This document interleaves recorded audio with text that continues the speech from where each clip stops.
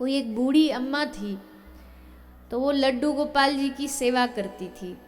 गोपाल जी को अपना बेटा मानती थी, तो बेटा मानती, उनकी सुबह शाम दोपहर छोटे बालक को जैसे खाना पिलाना नहलाना सब करती थी।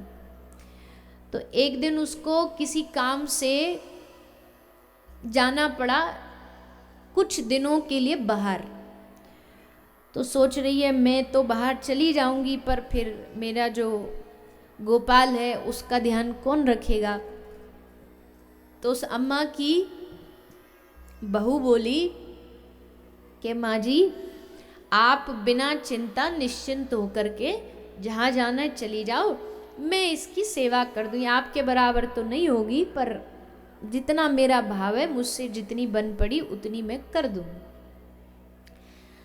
तो मैया छोड़ के तो नहीं जाना चाहती थी, पर जहाँ जा रही थी वहाँ भी थोड़ी सी व्यवस्था थी नहीं पूजा पाठ सेवा की, तो सोचा यही अच्छा है, इससे अच्छा यहाँ घर में सेवा तो होगी। तो सिखा के गई बहू को, ऐसे कर लेना वैसे कर लेना, ये समय भोजन लगाना ये करना हो, तो सब बहू ने समझ लिया। मैया चली गई। अब बहू बेचारी टूटी फूटी जितनी हो सके अपनी सेवा करती रही। अब जब करी तो एक दिन सेवा कर ही रही थी कि अचानक उसके हाथ से गोपाल जी की जो मूर्ति वो नीचे गिर गई। अब जैसे गोपाल जी की मूर्ति गिरी, अब पीतल तो थे ही, अब पीतल में तो कुछ होता नहीं, गिर भी जाए तो भी क्या होना। तो उसने उठा के सिंहासन पर फिर से रख दिए और फिर पूजा करने लगी। अब कुछ दिनों बाद मैया वापस आई तीर्थ यात्रा से। अब जब मैया वापस आई तो उसने पूछा बहू को कि कैसी सेवा चल रही। उसने कहा बड़ी अच्छी, मैंने जितना हो सका सेवा की अपना मन लगा करके, और खूब खिलाया पिलाया। बस एक दिन थोड़ी सी मुझसे गलती हो गई। ले क्या गलती हो गई? ले पूजा सेवा कर ही रही थी, सोई मेरे हाथ से गोपाल जी छूट गए, नीचे गिर गए। अब तो जैसे मैया ने सुनी तो मैया तो एकदम बावरी हो गई। अरे बावरी, तूने पहले क्यों नहीं बताई मोकू, मेरो लाला नीचे गिर गयो ने कछु दवाई कछु गोली कछु करी के नहीं करी। अब बहू मनी मन हंसे कि इनकी क्या दवाई गोली करें। बोली अरे माँ जी कोई ज़्यादा कुछ हुआ नहीं, गिरे मैंने तुरंत उठा के रख दिए। बोले ऐसे नहीं, तूने किसी कोई डॉक्टर वॉक्टर को बुलाती, उनको थोड़ा दिखवाती, कोई दवाई गोली करवाती। बोली अरे मैया मैं बावरी थोड़ी हूँ कि इन ऐसे मूर्ति के लिए कोई डॉक्टर भी हंसेगा। पर मैया तो जिद करने लगी कि डॉक्टर आएगा, मेरे लाला को देखेगा तभी मुझे चैन पड़ेगा। अब बावरी हो गई तो बेटा ने सोचा कि ये तो मानेगी ऐसे नहीं, तो एक डॉक्टर के पास गया। डॉक्टर को पहले ही सिखा पढ़ा दिया कि हमारी मैया थोड़ी बावरी है, उसको कुछ अता पता है नहीं, पागल हो चुकी है, तो तुम जा कर के बस ऐसे ही बोल देना देख करके कि तेरा गोपाल ठीक है, तेरा बेटा ठीक है। तो डॉक्टर मान गया और आ गया घर। उसने आकर के कहा कि मैया क्या हुआ? बोले हमारा गोपाल गिर गया, इसको जरा देखो क्या हुआ है। तो डॉक्टर ने गोपाल का ऐसे ही झूठ मूठ हाथ पकड़ा, थोड़ा ऐसे हिला डुला के देखा। बोला मैया ठीक है, कहीं कोई दिक्कत नहीं, सब बढ़िया एकदम। तो ज़्यादा तो मैया जानती नहीं। बोली कैसा डॉक्टर है तू, कुछ पढ़ा लिखा भी है कि नहीं है? तो क्यों मैया क्या हुआ? बोले वो जो डॉक्टर लाते हैं वो कान में लगाते हैं, फिर यहाँ छाती पे लगाते हैं, वो तो तूने लगाया ही नहीं। अब मैया को वो स्टेथोस्कोप भी कहना आए नहीं, बस उसको पता कि कान में लगता है और एक यहाँ पे सामने मरीज के छाती में लगा के देखते हैं। तो डॉक्टर बोला इनको, तो बेटा ने इशारा कर दिया देख लो, अब आई गए हो तो इसकी मन की पुष्टि हो जाएगी, तसल्ली हो जाएगी।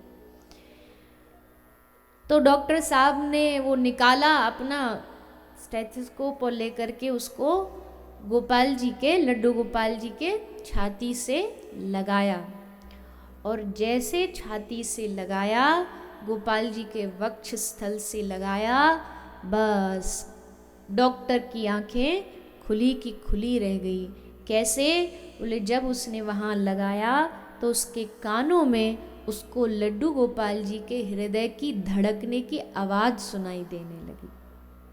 ठाकुर जी की मूर्ति से धड़कन की आवाज़ आ रही है और जैसे उस डॉक्टर ने देखा तुरंत उसको फेंका अपने औजार को और मैया के चरणों में गिर पड़ा और बोला बेटा को कि तेरी मैया बावरी नहीं है, इसने सचमुच अपने गोपाल को अपना बेटा समझा नहीं बल्कि गोपाल में प्राण फूंक दिए हैं कि इस मूर्ति से भी धड़कने की आवाज आ रही है। तब जाकर के समझ में आया सब घर वालों को कि सचमुच अगर कोई सच्चा प्रेमी होता है ना, भगवान का सच्चा कोई भक्त होता है, अगर वो चाहे तो भगवान की मूर्ति में भी प्राण डाल देता है। जैसे प्राण प्रतिष्ठा, शायद सुना हुआ आपने नाम, मूर्ति की प्राण प्रतिष्ठा होती है, मतलब अब उसमें प्राण आ गए। अब वो मूर्ति पत्थर की नहीं रही, अब वो मूर्ति पीतल की नहीं रही, अब वो सब प्रकार से भक्त के साथ बात भी करती है, चमत्कार भी करती है, कोई कोई चमत्कार भी होते हैं भक्तों के साथ। ये सब भगवान की मूर्ति करने लग जाती है। पर ये मूर्ति कब ये व्यवहार करेगी? जब हम उनसे अपना जैसा रिश्ता बनाएंगे, अपना जैसा व्यवहार करेंगे, तो भगवान की मूर्ति भी हमसे वैसा ही व्यवहार करेगी। अब हमें लगता, हमने सुना मूर्तियाँ बोलती हैं, तो कैसे बोलती है हमें तो यकीन नहीं होता। मूर्ति कैसे बोल सकती है? हमसे तो हमारा पड़ोसी सीधे मुंह नहीं बोलता, तुम कहते हो मूर्तियाँ बोलती हैं। तो मूर्तियाँ बोलेंगी उसी से जो उनके साथ अपने जैसा संबंध करता है।